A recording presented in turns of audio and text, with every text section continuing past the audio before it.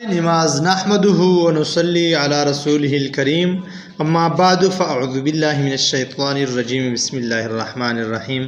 حضرت عبداللہ بن عباس رضی اللہ تعالیٰ عنہ سے کسی نے پوچھا کہ ایک شخص دن بھر روزہ رکھتا ہے اور رات بھر نفلیں پڑھتا ہے مگر جمعہ اور جماعت میں شریک نہیں ہوتا، اس کے متعلق کیا حکم ہے؟ آپ رضی اللہ تعالیٰ عنہ نے فرمایا کہ یہ شخص جہنمی ہے۔ فائدے میں شیخ صاحب لکھتا ہے کہ وہ ایک خاص زمانے تک سزا بھگتنے کے بعد جہنم سے نکل آئے کہ بہرحال مسلمان ہے مگر نہ معلوم کتنے عرصے تک پڑا رہنا پڑے گا۔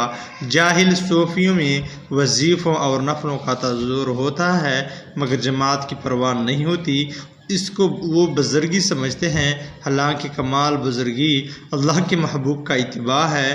ایک حدیث میں وارد ہے کہ 3 شخصوں پر حق تعالی شانہ لعنت بھیجتے ہیں، ایک اس پر جس سے نمازی کسی معقول وجہ سے ناراض ہو اور وہ امامت کرے، دوسرے اس عورت پر جس کا خاوند اس سے ناراض ہو، تیسرے اس شخص پر جو اذان کی آواز سنے اور جماعت میں شریک نہ ہو۔ وآخر دعوانا الحمدللہ رب العالمین۔